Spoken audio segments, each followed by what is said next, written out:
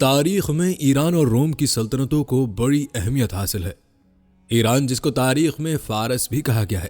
آج کی ویڈیو میں ہم ایران کی تاریخ پر تفصیلی تذکرہ کریں گے اور آپ کو فتح ایران کے بارے میں بتائیں گے کہ ایران کس دور میں فتح ہوا اور کس نے ایران کو فتح کیا تھا۔ بسم اللہ الرحمن الرحیم۔ السلام علیکم ناظرین، آپ کو بتاتے چلیں کہ ایران کی سرزمین جنوب مغربی ایشیائی قدیم تہذیبوں کے ساتھ ساتھ قدیم مذاہب کی آماجگاہ رہی ہے۔ اس خطہ ارضی کو فارس بھی کہتے تھے اور اسی وجہ سے یہاں بولی جانے والی زبان اب بھی فارسی کہلاتی ہے۔ فارس کی وجہ تسمیہ 1000 سال قبل مسیح میں اس علاقے میں ہجرت کر کے آنے والے قبائل ہیں جو پارسا کے نام سے تاریخ میں محفوظ ہیں۔ ان کا یہ نام بعد میں جزوی تبدیلی کے ساتھ اس علاقے کی پہچان بن گیا۔ گزشتہ صدی کے آغاز تک اس علاقے کو فارس ہی کہتے تھے، یہاں تک کہ 1935 عیسوی میں ایرانی حکومت نے پوری دنیا سے اپیل کی کہ اب سے انہیں ایران کے نام سے لکھا اور پکارا جائے۔ ناظرین، آپ کو بتاتے چلیں کہ ایران کا مطلب آریاؤں کا وطن ہے۔ ایران کی تاریخ شخصی و خاندانی طرز حکمرانی سے بھری پڑی ہے۔ وسطی و جنوبی ایشیا اور عرب اقوام کے درمیان واقع ہونے کے باوجود اس خطے نے ان دونوں علاقوں سے بہت کم اثر لیا اور ہمیشہ اپنی مقامی تہذیب کی پرورش ہی اس خطے کا درہ امتیاز رہی ہے۔ ناظرین، آپ کو مزید بتاتے چلیں کہ ایران جنوب مغربی ایشیا کی اسلامی ریاست ہے جس کا بہت بڑا حصہ سطح مرتفع پر مشتمل ہے اور چاروں طرف بلند و بالا پہاڑی سلسلے ہیں جن کے دروں سے گزر کر اس سرزمین میں داخل ہونا پڑتا ہے۔ آبادی کی اکثریت اسی طرح کے آب و گیا علاقے میں رہتی ہے۔ اس کا دارالحکومت تہران ہے۔ اصفہان اور شیراز سمیت اس مملکت کے متعدد شہر بہت بڑی تاریخی اہمیت اور عظیم ثقافتی و ادبی ورثے کے حامل ہیں۔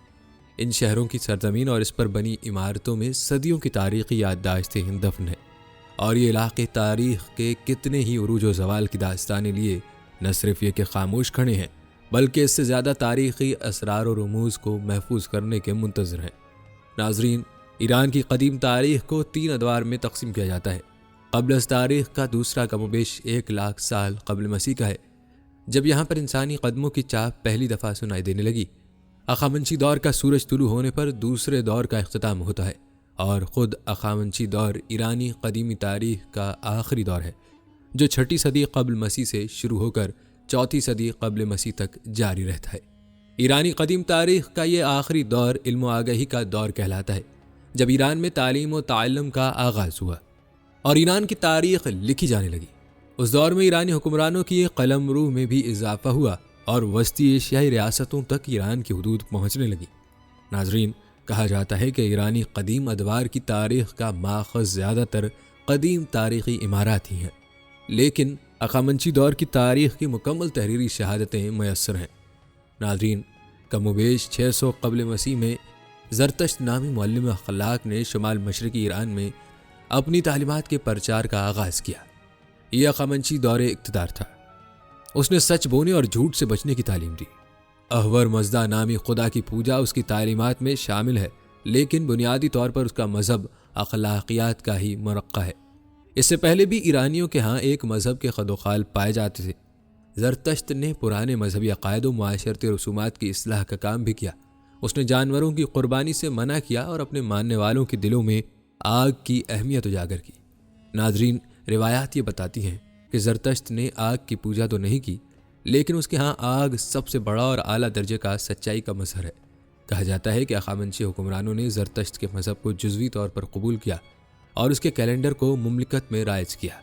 زرتشت کے ماننے والے آج تک دنیا میں باقی ہیں اور آگ کی پوجا یعنی آتش پرستی کے حوالے سے دنیا کے مذاہب میں پہچانے جاتے ہیں۔ ناظرین، تاریخی روایات کے مطابق 330 قبل مسیح میں اسکندر اعظم نے اخامنشیوں کو شکست دے کر ایران کی فتح مکمل کی اور اس طرح مغربی ایشیا میں یونانی تہذیب نے اپنے پنجے گاڑنے کا آغاز کیا۔ سکندر اعظم کی فوج کے بہت سے یونانی سپاہی ایران میں مستقل طور پر آباد ہوئے اور ان یونانی باشندوں نے یہاں شادیاں کر کے اپنی نسل پروان چڑھائی اور اپنے ساتھ لائی ہوئی تہذیب کی پرورش کی۔ تاریخی روایت کے مطابق اسکندر نے یہاں اپنا سیاسی نظام رائج کیا اور اخامنشی دور کی باقیات میں سے بھی کچھ کو باقی رکھا۔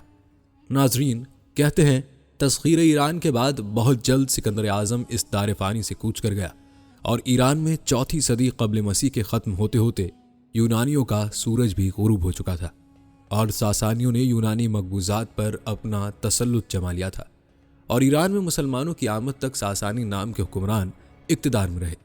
انہوں نے ایران میں ایک شاندار تہذیب کی بنیاد رکھی اور اس کی اقتدار کو پروان چڑھایا۔ زرتشت مذہب کی جدید شکل بھی انہی کے دور میں تیار کی گئی اور تاریخی اہمیت کے آتش داں تعمیر کیے گئے تاکہ آگ کی پوجا وسیع پیمانے پر کی اور کرائی جائے۔ ناظرین، سلطنت روما کے ساتھ ساسانیوں کی جنگیں تاریخ میں کافی دلچسپی کا سامان رکھتی ہیں۔ انہی کے دور میں مذہبی عیسائیت بھی ایران میں پہنچا۔ اگرچہ کچھ لوگ اس مذہب سے متاثر ہوئے، لیکن عیسائیت آج تک ایران میں کوئی اہم مقام حاصل نہ کر سکی۔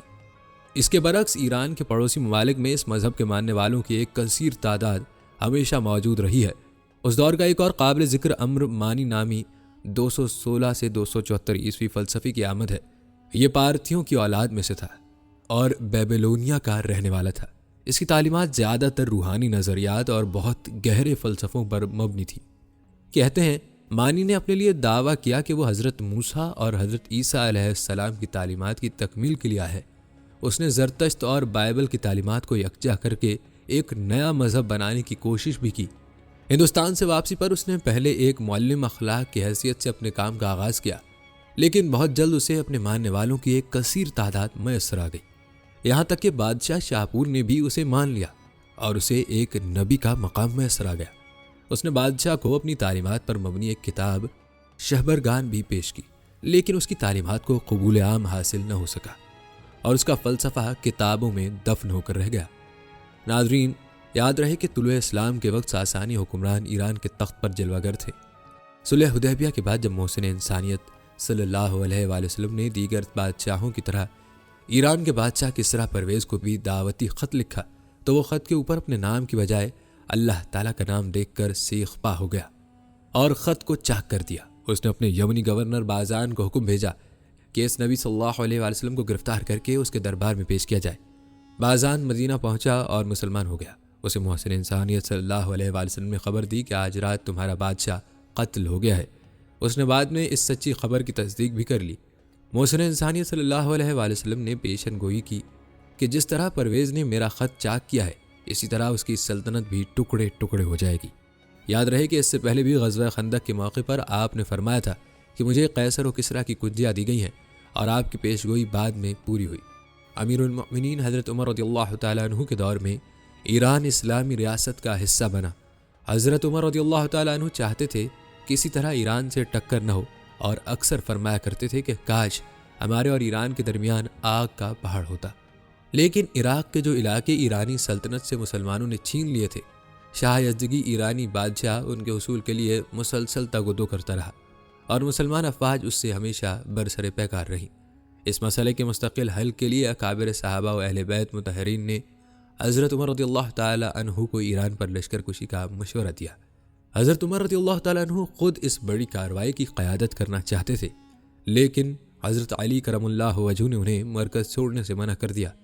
تمام محاذوں سے افواج اسلامی کو ایران کی سرحدوں پر جمع ہونے کا حکم ہوا، اور 21 ہجری کو ایک طویل معرکے کے بعد ایرانی فوج نے منہ کی کھائی، اور اس کے بعد بچے کچھ علاقے بھی فتح کر لیے گئے۔ کہتے ہیں جب مدینے میں فتح کی خبر پہنچی تو حضرت عمر رضی اللہ تعالیٰ عنہ نے مسجد نبوی میں مسلمانوں کو جمع کر کے خطاب کیا اور کہا کہ آج مجوسیوں کی سلطنت تباہ ہو گئی ہے۔ ان کے عظیم الشان ملک کی ایک چپا زمین بھی آج ان کے قبضے میں نہیں۔ اللہ تعالیٰ نے ان کی زمین اور ان کی دولت کا تمہیں وارث بنایا ہے تاکہ تمہیں آزمائے۔ تم اپنی حالت نہ بدلو ورنہ خدا تمہاری جگہ دوسری قوم کو دے دے گا۔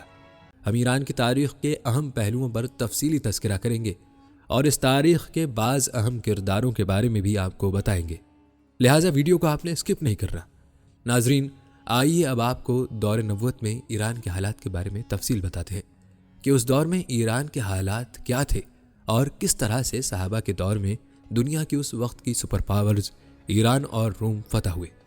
یاد رہے کہ بعثت نبی صلی اللہ علیہ وآلہ وسلم کے وقت دنیا میں 2 سلطنتیں سب سے بڑی تھیں، اور وہی گویا تمام قابل تذکرہ دنیا پر چھائی ہوئی تھی۔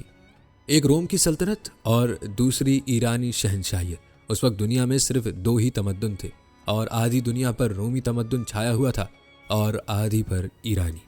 ملک عرب جو بالکل قسم پرسی اور تاریکی کے عالم میں پڑا تھا، حضرت صلی اللہ علیہ وآلہ وسلم کا ظہور ہوا اور اسلام کے ذریعے ایک نئی سلطنت اور نئے تمدن کی ابتدا ہوئی، اور دنیا نے دیکھ لیا کہ عربی یا اسلامی سلطنت کے مقابلے میں رومیو ایرانی سلطنتیں اور رومیو ایرانی ہوا ہو کر فنا ہو گئے، اور ساری دنیا اسلامی حکومت اور اسلامی تمدن کے زیر سایہ زندگی بسر کرنے لگی۔ ناظرین، چونکہ عرب کی سلطنت اور رومیو ایرانی سلطنتوں کی زور آزمائی کا تذکرہ ہونے والا ہے، اور بہت جلد ہم ایران و روم کو عرب کے مقابلے میں ریزہ ریزہ ہوتے ہوئے دیکھنے والے ہیں، لہٰذا مناسب ہے کہ ان دونوں مشہور و تمدن سلطنتوں سے بقدر ضرورت واقف ہو جائیں۔ ناظرین، آپ کو بتاتے چلیں کہ کسی زمانے میں ایرانی سلطنت بحر روم، بحر اسود، خلیج فارس، دریائے سندھ، کشمیر، تبت کوہ الٹائی، بحیرہ کاسپین تک وسیع تھی۔ کیانی خاندان کی حکمرانی اور رستم زابستان کی پہلوانی کا زمانہ گزرنے کے بعد اسکندر یونانی نے سلطنت ایرانی کو پارہ پارہ کر دیا تھا، لیکن تمدن ایرانی باقی رہا تھا۔ بعثت نبی صلی اللہ علیہ وآلہ وسلم سے 400 سال پیشتر اور شیر بابکان نے ساسانی خاندان کی بنیاد ڈالی۔ ساسانی خاندان نے کیانیوں کی وسیع سلطنت کے اکثر حصوں کو اپنی مملکت میں شامل کر کے خلیج و فارس، دریائے فرات، بحیرہ کاسپین، دریائے سندھ، دریائے جیہون کے درمیان ایک وسیع اور ٹھوس سلطنت قائم کر کے تمام بر اعظم ایشیا کی سیادت حاصل کر لی، جبکہ رومیوں کی سلطنت کا مرکز سلطنت اٹلی کا شہر روما تھا، جس میں جولیس سیزر، سیسسنٹ، اینموستن وغیرہ شہنشاہ گزر چکے ہیں۔ اس سلطنت میں قریباً تمام بر اعظم یورپ اور مصر و ایشیائی کوچک شامل تھے۔ کچھ عرصے کے بعد اس رومی شہنشاہی کے دو ٹکڑے ہو گئے۔ مغربی حصے کا دارالسلطنت تو شہر روما ہی رہا، لیکن مشرقی حصے کا دارالسلطنت شہر قسطنطنیہ قرار پایا۔ یاد رہے کہ قسطنطنیہ کے قیصر کو بھی قیصر روم ہی کے نام سے پکارا جاتا تھا، جس کے تحت و تصرف میں مصر و حبش و فلسطین و شام و ایشیائی کوچک و بلقان کے ممالک تھے۔ اس مشرقی رومی سلطنت کی شان و شوکت اور قوت کے آگے مغربی روم کی حیثیت و حقیقت ماند پڑ گئی تھی۔ ایشیائی کوچک اور عراق کے میدانوں میں ان دونوں شہنشاہیوں یعنی رومیو ایرانی سلطنت کی حد فاصل کوئی قدرتی چیز یعنی پہاڑ و سمندر وغیرہ کے نہ ہونے سے کبھی کبھی ایک دوسرے سے ٹکرانے اور مار کا آرا ہونے کا بھی موقع آ جاتا تھا۔ ناظرین، یاد رہے کہ حضرت صلی اللہ علیہ وسلم کی ولادت کے وقت ایران کا شہنشاہ نوشیروان عادل ساسانی تھا، جبکہ آپ صلی اللہ علیہ وآلہ وسلم کی بعثت کے وقت ایران پر نوشیروان عادل کا پوتا خسرو پرویز متمکن تھا، اور قسطنطنیہ میں ایک زبردست بغاوت قیصر فوقا کے خلافت میں نمودار ہوئی۔ امرائے سلطنت اور رعایائے ملک نے فوقا کو تخت سے اتار کر قتل کر دیا، اور افریقہ مقبوضات کے گورنر یعنی فرما روائے مصر کو قسطنطنیہ کے تخت پر بٹھانے کی دعوت دی۔ کہتے ہیں گورنر افریقہ تو پیرانہ سالی کی وجہ سے نہ جا سکا، لیکن اس کا جوان العمر و جواں بخت بیٹا ہرقل قسطنطنیہ میں تخت نشین ہو گیا، اور ہرقل کی شہنشاہی کو ارکان سلطنت نے بخوشی تسلیم کر لیا۔ روایات بتاتی ہیں کہ مقتول قیصر فوقا اور خسرو پرویز کے درمیان دوستی و محبت کے تعلقات تھے، کیونکہ خسرو پرویز نے رومی سلطنت یعنی ہرقل پر حملہ کیا، ایک ایسے شخص کے تخت نشین ہونے کے بعد جو وراثتاً تخت و تاج کا حقدار نہ تھا۔ ایرانیوں کے لیے سلطنت روم پر حملہ آور ہونے کا بہترین موقع تھا، جو ایرانیوں اور رومیوں میں لڑائی شروع ہوئی۔ ان لڑائیوں کا سلسلہ 6-7 سال تک جاری رہا۔ بالآخر نتیجہ یہ ہوا کہ بعثت نبی صلی اللہ علیہ وسلم کے 8ویں سال ایرانیوں نے شام کا ملک فتح کر کے بیت المقدس پر قبضہ کیا اور عیسائیوں سے صلیب چھین کر لے گئے۔ ساتھ ہی فلسطین کے تمام ملک کو فتح کر کے اسکندریہ تک پہنچ گئے۔ کہتے ہیں مشرکین مکہ نے ایرانیوں کی ان فتوحات کا حال سن کر بڑی خوشیاں منائیں، کیونکہ رومی اہل کتاب اور ایرانی مشرک تھے۔ مسلمانوں کو مشرکوں کے مقابلے میں اہل کتاب سے ہمدردی تھی، اس لیے اس خبر سے مسلمان رنجیدہ ہوئے تو خدا تعالیٰ نے سورہ روم کی آیات نازل فرمائیں اور ان میں اطلاع دی کہ اگرچہ رومی اس وقت میں مغلوب ہو گئے ہیں، لیکن چند سال کے بعد غالب ہو جائیں گے اور مسلمان اس وقت مسرور ہوں گے۔ چنانچہ ایسا ہی ہوا۔ ہرقل 6-7 سال تک برابر فوجی تیاریوں میں مصروف رہا۔ اس عرصے میں اس نے اپنے ملک کے اندرونی انتظامات پر بھی پورے طور پر قابو پا لیا اور ایرانیوں کو اپنی حدود مملکت سے نکالنے اور سابقہ ہزیمتوں کا انتقام لینے کے لیے نکلا، اور بالآخر ملک شام کے میدانوں میں رومی لشکر نے ایرانیوں کو فیصلہ کن شکست دی۔ ایرانی بھاگے اور قیصر روم نے اپنے علاقے ایرانیوں سے خالی کرا لینے کے علاوہ ایرانیوں کے بعض صوبوں پر بھی قبضہ کر لیا۔ ادھر رومیوں نے ایرانیوں پر فتح عظیم حاصل کی، ادھر بدر کے میدان میں مسلمانوں نے کفار مکہ کو شکست فاش دی، اور دوسری جانب قرآن کریم کی پیشگوئی حرف بحرف پوری ہوئی۔ اس کے بعد بھی ایرانیوں اور رومیوں میں لڑائی کا سلسلہ جاری رہا۔ تاریخی روایات کے مطابق 7 ہجری کے ابتدا میں رومیوں اور ایرانیوں کے درمیان صلح ہو گئی اور ایرانیوں نے وہ سلیب جو بیت المقدس سے لے گئے تھے رومیوں کو واپس کر دی۔ اس صلح نے ہرقل کی فتوحات کو ایک طرف مکمل کر دیا، دوسری طرف ایرانیوں نے اپنے کھوئے ہوئے علاقے اور صوبے رومیوں سے واپس لیے۔ لہٰذا ایرانی اور رومی دونوں درباروں میں بیداری کے علامات نمایاں تھے اور دونوں اپنی اپنی ترقی و مضبوطی کے لیے مناسب تدابیر میں مصروف ہو گئے تھے۔ ناظرین، کہتے ہیں اسی سال حضرت صلی اللہ علیہ وآلہ وسلم نے بادشاہوں کے نام خطوط روانہ کیے۔ کیانیوں کے زمانے میں ایران کا دارالسلطنت مدائن تھا۔ ادھر ہرقل اپنی فتوحات اور سلیب کے واپس ملنے کی خوشی میں زیارت کے لیے بیت المقدس آیا ہوا تھا۔ حضرت صلی اللہ علیہ وآلہ وسلم کا خط خسرو پرویز کے پاس مدائن میں ہرقل کے پاس بیت المقدس میں پہنچا۔ خسرو پرویز نے آپ صلی اللہ علیہ وآلہ وسلم کے نام گرامی کو چاک کر دیا اور ہرقل نے تکریم و عزت کے ساتھ اس خط کو لیا۔ آپ صلی اللہ علیہ وآلہ وسلم نے ایرانی بادشاہ کی حرکت نامعقول کا حال سنا کر فرمایا کہ اس کی سلطنت پارا پارا ہو جائے گی۔ خسرو پرویز نے یہی نہیں کہ آپ کے خط اور قاصد کے ساتھ گستاخی کی، بلکہ اپنے عامل بازان والی یمن کو لکھا کہ اس عربی پیغمبر محمد صلی اللہ علیہ وآلہ وسلم کو گرفتار کر کے ہمارے پاس بھیج دو۔ بازان نے 2 آدمی مدینے میں بھیجے۔ وہ دونوں خدمت نبی صلی اللہ علیہ وآلہ وسلم میں حاضر ہوئے اور خسرو پرویز کے حکم سے اطلاع دی۔ آقا کریم نے فرمایا کہ جس کو اپنا خدا سمجھتے ہو یعنی خسرو پرویز، وہ رات اپنے بیٹے کے ہاتھ سے مارا گیا۔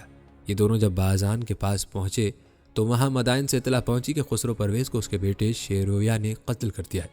یہ واقعہ ٹھیک اسی رات کا تھا جس رات کی نسبت آقا کریم صلی اللہ علیہ وآلہ وسلم نے فرمایا۔ یوں بازان گورنر یمن مسلمان ہو گیا اور اس طرح ملک یمن میں بہت جلد اسلام پھیل گیا۔ ناظرین، یہ تذکرہ مختصراً پہلے بھی گزر چکا تھا، لیکن تفصیل کی خاطر کچھ باتیں دوبارہ بیان ہوئی ہیں تاکہ آپ کو مکمل تاریخ اور ترتیب کا اندازہ ہو۔ ناظرین، روایت بتاتی ہیں کہ حضرت صلی اللہ علیہ وآلہ وسلم نے بازان ہی کو یمن کا عامل رکھا۔ شیرویہ کو اس قدر مہلت ہی نہ ملی کہ وہ اندرونی جھگڑوں سے فارغ ہو کر عرب اور مسلمانوں کی طرف متوجہ ہوتا۔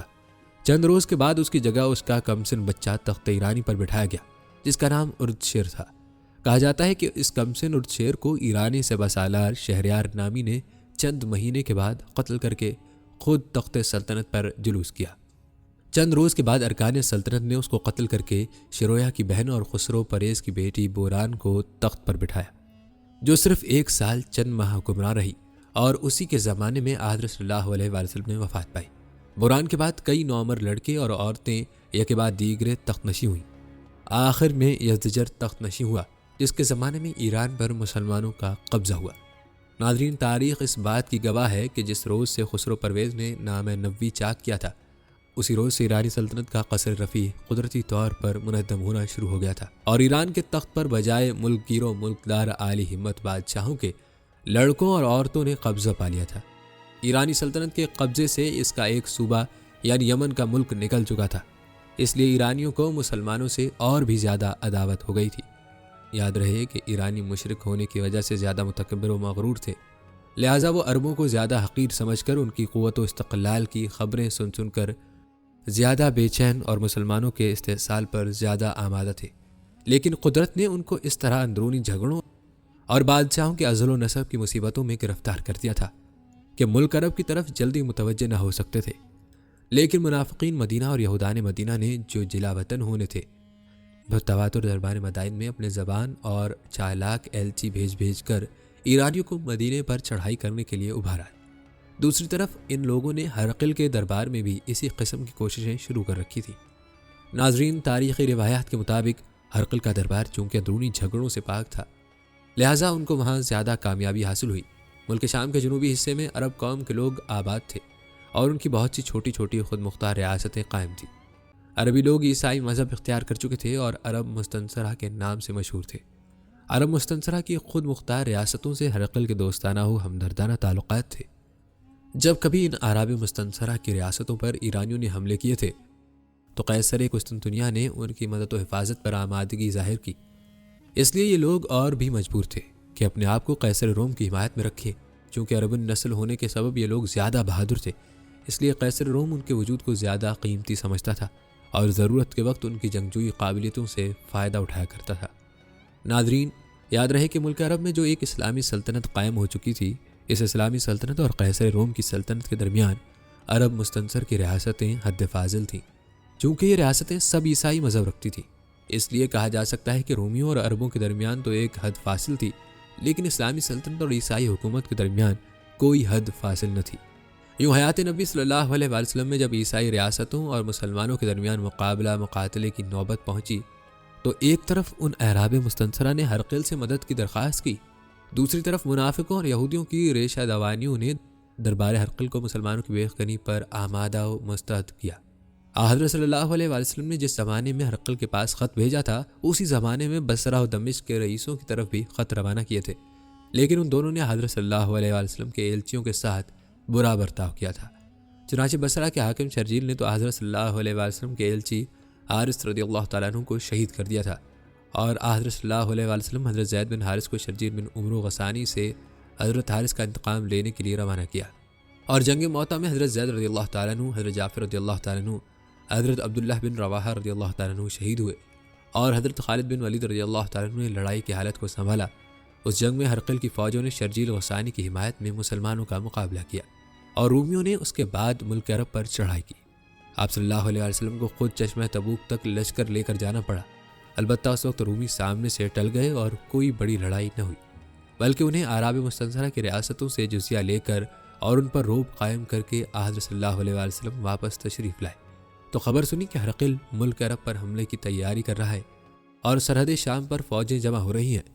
آپ صلی اللہ علیہ وآلہ وسلم نے حضرت اسامہ رضی اللہ تعالیٰ عنہ بن زید کو اس طرف روانہ کیا، لیکن آپ کی علالت کی وجہ سے یہ لشکر مدینے کے باہر رکا رہا، اور آخر حضرت ابو بکر صدیق رضی اللہ تعالیٰ عنہ نے خلیفہ ہو کر اس لشکر کو روانہ کیا۔ یہ لشکر سرحد شام تک گیا اور وہاں کے سرکش و باغی روسا کو درست کر کے واپس چلا آیا۔ ناظرین، روایات بتاتی ہیں کہ ہرقل کی فوجوں سے اس لیے مقابلہ پیش نہ آیا کہ روسا عرب مستنصرہ میں سے بعض بطیب خاطر اسلام کو حق سمجھ کر تسلیم کر چکے تھے، اور ہرقل متعامل تھا کہ یہ سرحدی ریاستیں اسلام میں داخل ہونے والی ہیں یا عیسائیت پر قائم رہ کر مسلمانوں کے مقابلے پر مستعد ہونے والی ہیں۔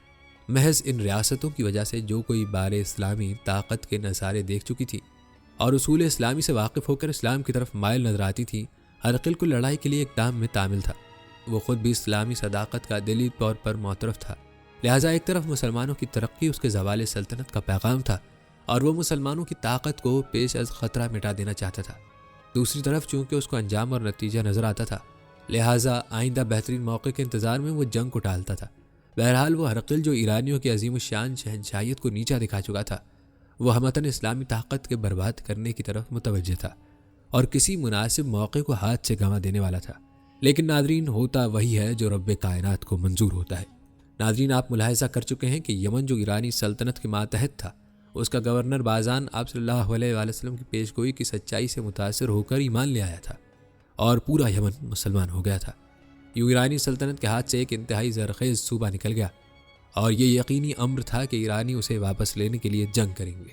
لیکن خسرو پرویز کی موت کے بعد ایرانی سلطنت پے در پے اندرونی خلفشار میں گھر گئی۔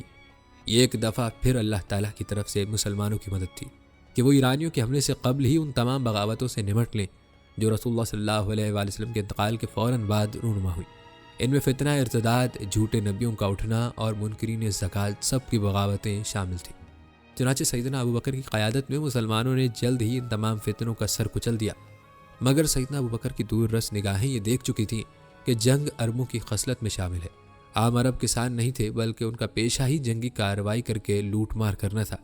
عرب میں کوئی فوج نہ تھی، عرب کا ہر آدمی سپاہی تھا۔ ناظرین، سیدنا ابو بکر صدیق رضی اللہ تعالیٰ عنہ نے یہ سمجھ لیا تھا کہ ان کی جنگی صلاحیت کو کسی دوسری سمت میں نہیں موڑا گیا تو اس کا رخ دوبارہ مدینے کی طرف ہو جائے گا۔ چنانچہ انہوں نے اپنے اہم ترین فوجی کمانڈروں حضرت خالد بن ولید، مسنی بن حارثہ شیبانی اور قعقاع بن عمرو وغیرہ کو عراق پر حملے کا حکم دے دیا۔ یہی وہ پس منظر تھا جس میں مسلمان بیک وقت دنیا کی 2 سپر پاور سے ٹکرا گئے اور ہزاروں میل پر پھیلے شام و عراق کے محاذ پر بیک وقت جنگ شروع کر دی۔ اس میں کوئی شک نہیں کہ عرب مسلمان جذبہ جہاد سے سرشار تھے، مگر اس کے ساتھ یہ بھی حقیقت ہے کہ عرب زبردست جنگجو تھے۔ وہ تاریخ میں پہلی دفعہ ایک باقاعدہ ریاست کی شکل میں منظم تھے۔ عرب کے بہترین جرنل ان کے سپہ سالار تھے۔ پھر عرب جنگوں میں بہت ہلکے ہتھیار استعمال کرتے تھے۔ وہ وسیع میدانوں کو زیر رفتار گھوڑوں اور ناقابل عبور صحراؤں کو اونٹوں کی مدد سے بآسانی عبور کر لیتے تھے۔ اس صلاحیت کی بنا پر ان کے لیے یہ ممکن تھا کہ وہ سینکڑوں میل پر پھیلے شام و عراق کے محاذ پر بیک وقت آسانی سے جنگ کر سکتے تھے اور کم تعداد کے باوجود دوسرے محاذوں سے فوری مدد حاصل کر سکتے تھے۔ ان کے مقابلے میں جو 2 سلطنتیں تھیں وہ گرچہ تعداد اور وسائل میں ابھی بھی زیادہ تھیں، مگر وہ جنگیں لڑ لڑ کر نڈھال ہو چکی تھیں۔ ان کے ہتھیار بہت بھاری تھے۔ بھاری بھرکم خود اور ذرہ بختر وغیرہ عام حالات میں سپاہی کا دفاع کرتے ہیں، مگر اس کے حملہ کرنے اور نقل و حرکت کی صلاحیت کو بہت کم کر دیتے ہیں۔ اور اگر سامنا عرب جیسے بہترین تلوار باز، تیر انداز اور نیزہ بازوں سے ہو تو پھر یہ دفاعی لباس اپنی اہمیت کھو دیتا تھا، کیونکہ جنگ و جدال میں انتہائی مہارت رکھنے والے عربوں کے تیر، تلوار اور نیزے معمولی کھلی جگہ کو بھی نشانہ بنا کر مقابل کو زخمی یا ہلاک کر دیتے تھے۔ ناظرین، یہ دراصل اللہ تعالیٰ کے وعدے کے ظہور کے لیے وہ سارے اسباب تھے جو اللہ تعالیٰ نے اپنی عنایت سے صحابہ کرام کے لیے اکٹھے کر دیے تھے۔ چنانچہ جنگوں کا سلسلہ شروع ہوا اور پھر انسانی تاریخ کا ایک معجزہ رونما ہوا۔ چند برسوں میں ایرانی سلطنت مکمل طور پر ختم ہو گئی اور رومی سلطنت کو اپنے اہم ترین ایشیائی اور افریقی مقبوضات سے نکلنا پڑا، اور یہاں مسلمانوں کا اقتدار قائم ہو گیا۔ مسلمانوں نے ان تمام جنگوں میں اعلیٰ ترین کردار کا مظاہرہ کیا۔ وہ مجاہد بھی تھے اور عابد و زاہد بھی، وہ فاتحین بھی تھے اور دین کے داعی بھی۔ چنانچہ ہر جگہ انہوں نے دین کی دعوت دی اور ان کے کردار اور دعوت کی بنا پر ان تمام علاقوں کے لوگ مسلمان ہو گئے۔ ناظرین، تاریخ صاف بتاتی ہے کہ مسلمانوں کا مقصد ہر جگہ جنگ چھیڑنا نہیں تھا، بلکہ اس دور کی سپر پاورز کی جارحیت کو ختم کرنا تھا۔ رومیوں نے جب حضرت عمر کے دور میں دوستانہ مراسم قائم کرنا چاہے تو مسلمانوں نے ان سے مزید جنگ نہ کی اور رومی سلطنت مزید کئی صدیوں تک قائم رہی۔ البتہ ایرانی آخری دم تک لڑتے رہے اور جواب میں مسلمانوں کو بھی جنگ کرنا پڑی، اور آخر کار ایرانی سلطنت کا مکمل خاتمہ ہو گیا۔ ناظرین، اس کے برعکس حبشہ کے خلاف کوئی فوجی کارروائی نہیں کی گئی، کیونکہ ان کے مسلمانوں کے خلاف کوئی عزائم نہ تھے، بلکہ حبشہ کے بادشاہ نجاشی نے اسلام قبول کر لیا تھا۔ البتہ حبشہ آج تک ایک مسیحی اکثریت کا مالک ہے۔ ناظرین، یہی وہ تاریخی پس منظر ہے جس کی بنا پر ہم یہ سمجھتے ہیں کہ روم و ایران کے خلاف صحابہ کرام کی فتوحات دراصل اس وعدہ الہی کا ظہور تھا جو سورہ نور میں صحابہ کرام سے کیا گیا تھا۔ اس میں جو کردار صحابہ کرام سے مطلوب تھا وہ بلا شبہ انہوں نے پوری طرح ادا کیا، لیکن اس کے پیچھے اصل عامل اللہ تعالیٰ کی عنایت تھی، جس کی وجہ سے یہ معجزہ رونما ہوا۔ ناظرین، آپ کو بتاتے چلیں کہ روم اور ایران کے خلاف صحابہ کرام نے جو جہاد کیا اس کی نوعیت کو درست طور پر نہ سمجھنے کی بنا پر بعض غلط فہمیاں پھیل گئی ہیں۔ اس جہاد کو اگر قرآن مجید اور تاریخ کی مکمل روشنی میں دیکھا جائے تو یہ واضح ہو جاتا ہے کہ یہ دراصل اللہ تعالیٰ کے اس وعدے کا ظہور تھا جو اس نے سورہ نور میں صحابہ کرام کے ساتھ کیا تھا، جیسا کہ ارشاد باری تعالیٰ ہے، تم میں سے جو لوگ ایمان لائے اور جنہوں نے عمل صالح کیے ان سے اللہ کا وعدہ ہے کہ ان کو ملک میں خلیفہ بنائے گا، جیسا کہ ان لوگوں کو خلیفہ بنایا جو ان سے پہلے گزرے، اور ان کے اس دین کو متمکن کرے گا جس کو ان کے لیے پسندیدہ ٹھہرایا، اور ان کی اس خوف کی حالت کے بعد اس کو امن سے بدل دے گا۔ وہ میری ہی عبادت کریں گے اور کسی چیز کو میرا شریک نہیں ٹھہرائیں گے، اور جو اس کے بعد کفر کریں گے تو در حقیقت وہی لوگ نافرمان ہیں۔ اور یہی وہ بات ہے جس کی طرف سورہ آل عمران میں اشارہ کیا گیا ہے کہ اللہ تعالیٰ اب دنیا کا اقتدار اپنے ان وفادار بندوں کو دینے کا فیصلہ کر چکا ہے۔ تاہم عالم اسباب میں ایسا ہونا بہت مشکل تھا، کیونکہ اس وقت دنیا میں 2 عظیم ترین سپر پاورز موجود تھیں۔ کم و بیش پوری مذہب دنیا یا اس کا اکثر حصہ ان کے زیر تسلط تھا۔ ان کے وسائل لامحدود تھے اور طاقت بے انتہا، مگر اللہ کی حکمت کے تحت یہ ہوا کہ رسول اللہ صلی اللہ علیہ وسلم کے مرحلہ دعوت میں ان دونوں میں زبردست جنگ شروع ہو گئی۔ پہلے ایرانی حکمران خسرو پرویز نے رومی سلطنت پر حملہ کر دیا۔ ایرانیوں نے رومیوں کو بدترین شکستیں دی اور ان کی قوت کو بڑی حد تک ختم کر دیا، مگر عین اس وقت یہ معجزہ ہوا کہ رومیوں کے تن مردہ میں جان پڑی، اور ہرقل کی قیادت میں انہوں نے چند برسوں میں ایرانیوں کو پے در پے شکستیں دے کر اپنے سارے علاقے واپس لے لیے۔ ناظرین، قرآن کریم کی سورہ روم میں اسی واقعے کا بطور ایک پیشگوئی ذکر ہے۔ یہ پیشگوئی مکے میں کی گئی، اور عین جس وقت مسلمان کو کفار کے خلاف بدر میں فتح ملی، رومی بھی ایرانیوں پر غالب آ گئے۔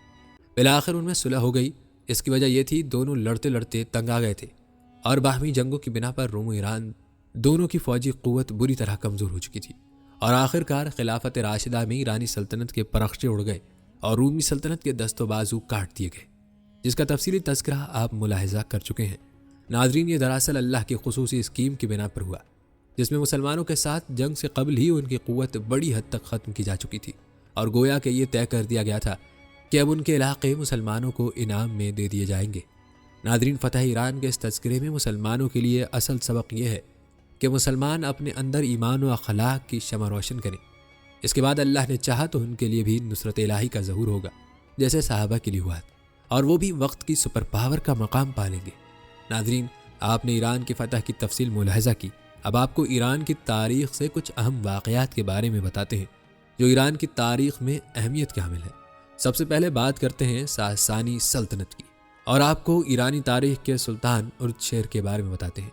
ناظرین، اردشیر اول ایرانی سلطنت ثانیہ کا بانی اور مشہور ساسانی بادشاہ شاپور اول، جس کا دور حکومت 240 تا 270 عیسوی تھا، اسے اردشیر اول باباکان، رتوکششتہ اول، اردشیر الموحد اور اردشیر پاپاکان کے دیگر ناموں سے بھی یاد کیا جاتا ہے۔ وہ استخر کے شہزادے پاپاک، جسے باباک اور باباک بھی کہا جاتا ہے، اور قبیلہ شبان کاری کی شہزادی رودک کا بیٹا تھا، اور 180 عیسوی میں فرسیس کے علاقے تردیہ میں پیدا ہوا۔ وہ زرتشتی مذہب کے سب سے اعلیٰ پیشوا ساسان، جس کے نام سے سلطنت ساسانیہ موسوم ہے، اس کا پوتا بھی تصور کیا جاتا ہے، جبکہ بعض ثبوت یہ گواہی دیتے ہیں کہ وہ ساسان کا بیٹا تھا، جسے بعد ازاں پاپاک نے گود لے لیا تھا۔ ناظرین، کہا جاتا ہے کہ اردشیر اول بادشاہ ارطوانس چہارم کے دور میں اشکانی یا پارتھی فوج میں ایک سپہ سالار تھا۔ اس کے خاندان کے استخر کے اہم علاقے جہاں ہخامنشی سلطنت کے دارالحکومت تخت جمشید کے آثار موجود تھے، اس پر حکومت تھی۔ باوجود اس کے بخامشی سلطنت ایک قصہ پارینہ ہو چکی تھی، لیکن اردشیر اول کے وقت میں اس کی وحشت و زعم اب بھی علاقے میں بدستور برقرار تھا، اور اس کے خاندان نے اس علاقے کا اقتدار ارطابنس چہارم کو سونپنے سے انکار کر دیا۔ دونوں کے مابین تعلقات کی مزید کشیدگی سے اردشیر اول نے ارطابنس چہارم، جس کی طاقت اپنی آخری سانسیں لے رہی تھی، اس کے خرچ پر اپنے لیے بے شمار فوائد اکٹھے کیے۔ ناظرین، آپ کو بتاتے چلیں، اردشیر اول عام طور پر مشرق وسطیٰ اور خاص طور پر ساسانی سلطنت کے عظیم ترین بادشاہوں میں سے ایک سمجھا جاتا ہے۔ روایات بتاتی ہیں کہ 224 عیسوی میں اردشیر اول نے ارطابنس چہارم کو جنگ میں شکست دی، جس کے نتیجے میں اس نے پارتھین سلطنت یا اشکانی سلطنت کا تختہ الٹ دیا، اور سابقہ فارسی ہخامنشی سلطنت کی کامیابی کے نمونے پر اپنی ذاتی سلطنت کی بنیاد رکھی۔ اس کے فوراً بعد اس نے اپنی کوششیں شہری ترقی اور روم کے خلاف فوجی مہمات میں مرکوز کر دیں، جو عالمی سطح پر کامیاب رہی۔ اس نے اپنے بیٹے شاپور اول کے ساتھ اپنے اقتدار کے اختتام تک حکومت کی، اور اس یقین دہانی کے بعد پرامن طور پر مر گیا کہ اس نے جس سلطنت کی بنیاد رکھی تھی، اس کی باغ نیک ہاتھوں میں جاری رہے گی۔ روایات کے مطابق 231 عیسوی میں سکندر سویرس نے 3 محاذوں پر اپنی جنگ شروع کی۔ پہلی رومی فوج آرمینیا سے ہوتی ہوئی شمال سے اردشیر تک پہنچی، دوسری جنوب سے بین النہرین سے ہوتی ہوئی، اور تیسرا ان دونوں کے درمیان سے ساسانی دارالحکومت مدائن کی طرف آ نکلی۔ شمالی پیش قدمی نے کیپاڈوشیا کو واپس لے لیا اور آرمینیا کو تباہ و برباد کر دیا، جبکہ جنوبی فوج نے مسلسل شمال کی طرف پیش قدمی کی اور مرکز میں بھی کامیاب رہی۔ لیکن کسی بھی سپہ سالار کو یہ معلوم نہیں تھا کہ اب تک وہ ساسانی فوج کے صرف ایک حصے کا سامنا کر رہے تھے، اور ابھی تک ان کے لشکر کے بڑے حصے کا سامنا کرنا باقی تھا، جو کہ بھاری ہتھیاروں سے لیس اور اعلیٰ تربیت یافتہ گھڑ سوار دستوں پر مشتمل تھا، جن میں ساوارن مبارز بھی شامل تھے۔ رومی فوجوں کی پیش قدمی 333 عیسوی میں روک دی گئی، جب سویرس کی فوجوں کی مدائن کی جنگ میں ساسانی گھڑ سوار فوج سے مدبھیڑ ہوئی اور انہیں شکست فاش ہوئی۔ ساواران نیزہ بازی میں طاق تھے اور رومی پیادہ فوج کو چھوٹی شکلوں میں لے جاتے تھے، جہاں وہ آسانی سے سوار ساسانی تیر اندازوں کے ذریعے ان پر بار بار تیر برسا کر مارے جاتے تھے، اور محض واپسی اور دوبارہ حملہ کرنے کے لیے تیزی سے پیچھے ہٹ جاتے تھے۔ روایات میں آتا ہے کہ سیورس کی 3 جہتی حملے کی حکمت عملی آخر میں فریب خوردہ ثابت ہوئی، کیونکہ جیسا کہ فروخ نے واضح کیا، اردشیر کو یہ کرنا تھا کہ رومن مہوروں کی پیش قدمی کا مشاہدہ کریں اور پھر فیصلہ کریں کہ وہ اپنی زیادہ تر افواج کے ساتھ کہاں حملہ کرنے والا ہے۔ ایک واحد بڑی رومی فوج آخر میں ساسانیوں کی کم فوجوں کے خلاف کہیں زیادہ مؤثر ہوتی۔ سیورس روم واپس آیا، جہاں اس نے عظیم فتح کا اعلان کیا، جبکہ اردشیر اول نے، جو اپنے دور حکومت کے اتنے سالوں کی انتخابی مہم سے تھکا ہوا تھا، اسے جانے کی اجازت دی اور مزید مہمات کی ذمہ داری اپنے بیٹے شاپور اول کو سونپ دی۔ ناظرین، آپ کو بتاتے چلیں کہ جدید دور کے متعدد محققین کے بیان کے مطابق اردشیر اول اور عام طور پر ساسانیوں کو ہم خاموشی سلطنت کے بارے میں کوئی علم نہیں ہو سکتا تھا، کیونکہ اس کا زوال تقریباً 500 سال قبل ہو چکا تھا، اور اس بات کا کوئی تحریری ثبوت نہیں ہے کہ ساسانیوں کے پاس پہلی فارس سلطنت کے بارے میں کوئی خاص معلومات تھی۔ یہ دعویٰ اس حقیقت کو نظر انداز کرتا ہے کہ فارسی ثقافت زبانی روایت پر قائم ہے، اور اس لیے یقیناً کوئی تحریری ثبوت نہیں ہوگا۔ فارسیوں نے داستان گوئی میں اپنی مہارت پر فخر کیا، اور ہم خاموشی سلطنت اور اس کے عظیم بادشاہوں کی تاریخ نسل در نسل داستان گو حضرات کے ذریعے منتقل ہوتی رہی۔ ناظرین، روایت بتاتی ہیں کہ ارچیر اول نے زرتشتی پادریوں کو اپنے دربار میں زرتشتی مذہب کے مرکزی دستاویز اویستا کی تلاوت کے لیے مدعو کیا اور اس کی نقل بھی کروائی تھی۔ ارچیر اول کا ماضی کے بارے میں علم ہمخامشی سلطنت تک پھیلا ہوا ہے۔ اس کا واضح ثبوت ہے کہ وہ اپنے لوگوں کی مذہبی روایت کو تحریری طور پر محفوظ کرنے کی کوشش میں موجود ہے۔ زرتشتی مذہب ایک زبانی کلامی عقیدہ تھا، اس میں قطعی طور پر کوئی تحریری صحیفے کا عمل دخل نہیں تھا، اور اس لیے اس عقیدے کو پادریوں نے برقرار رکھا جو آستان کی قدیم زبان میں زرتشت کے احکام کی تلاوت کرتے تھے۔ پادریوں کی ہر نسل نے حفظ کی گئی آیات کو اگلی نسل تک منتقل کیا، یہاں تک کہ ارچیر اول نے حکم دیا کہ انہیں لکھائی کا پابند ہونا چاہیے اور کاغذ کی نظر کیا جائے۔ اس سلسلے کو مکمل کرنے کے لیے اس وقت موجود آرامی سے ایک مکمل طور پر نیا رسم الخط تیار کرنا پڑا تاکہ آستان کی بولی جانے والی زبان کی کردان و تصریف اور درست تلفظ کو محفوظ رکھا جا سکے۔ اس کی کوشش ارچیر اول کے تحت شروع ہوئی تھی، جسے شاپور اول نے جاری رکھا، لیکن صرف شاپور دوم اور خسرو اول کے دور میں مکمل ہوا۔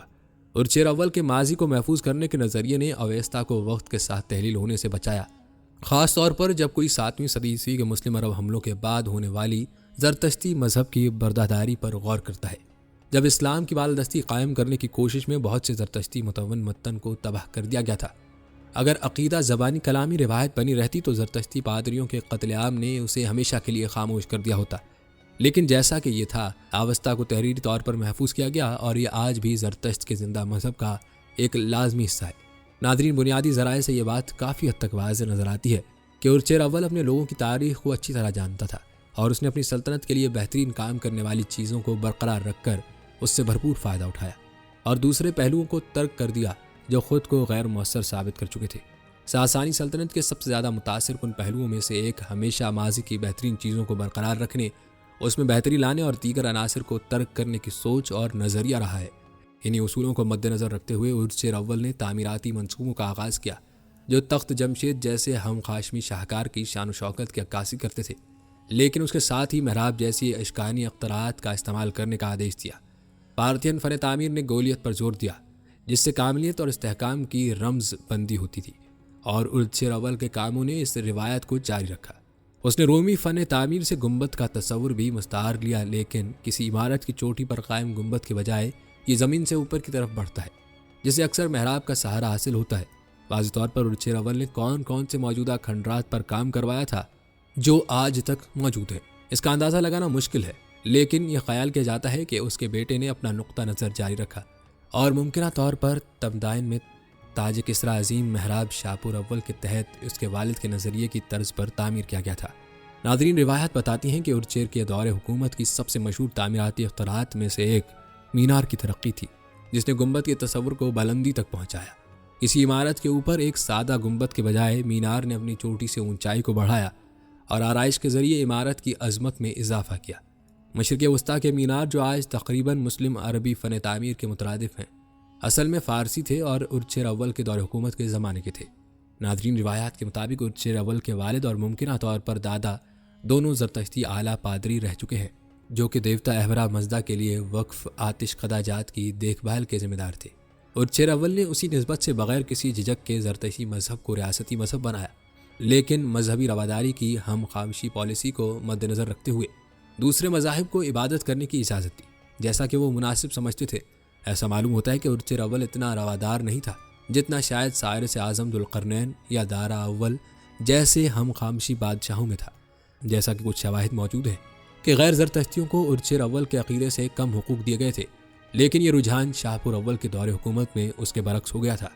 ناظرین، تاریخی روایات بتاتی ہیں کہ ارچیر اول نے اپنے بیٹے کے ساتھ اپنے دور حکومت کے اختتام تک حکومت کی اور بالآخر 240 عیسوی میں ذمہ داری پوری طرح سے اپنے جانشینوں کے سپرد کر دی۔ شاپور اول نے ساسانی سلطنت کے شہنشاہ سلطنت کی باغ ڈور سنبھالی، حالانکہ ارچیر اول کے بارے میں خیال کیا جاتا ہے کہ وہ 241 عیسوی میں اپنی موت تک ریاست کے معاملات پر مشورے دیتا تھا۔ ارچیر اول نے اپنے دور حکومت میں اس خطے کو متحد کیا تھا اور ایک سلطنت قائم کی۔ فروخ لکھتے ہیں، ایک 20 سالہ دور حکومت کے دوران میں ارچیر نے نہ صرف ساسانی طاقت کو مضبوط کیا بلکہ نئی ایرانی سلطنت کو تباہ کرنے کی رومن کوششوں کو ناکام بنانے میں کامیاب رہا۔ اس کے نظریے کو شاپور اول نے طول بخشا، جس نے مواقف اور بہتری کے لیے فارسی ہنر کو مد نظر رکھتے ہوئے مذہبی عدم برداشت کی طرف اپنے والد کے رجحان کو ترک کر دیا اور سائرس اعظم ذوالقرنین کے ہم خامشی نمونے کو مکمل طور پر قبول کیا۔ شاپور اول کے تحت تمام مذاہب کو آزادی سے عبادت کرنے کے فیصلے کا خیر مقدم کیا گیا۔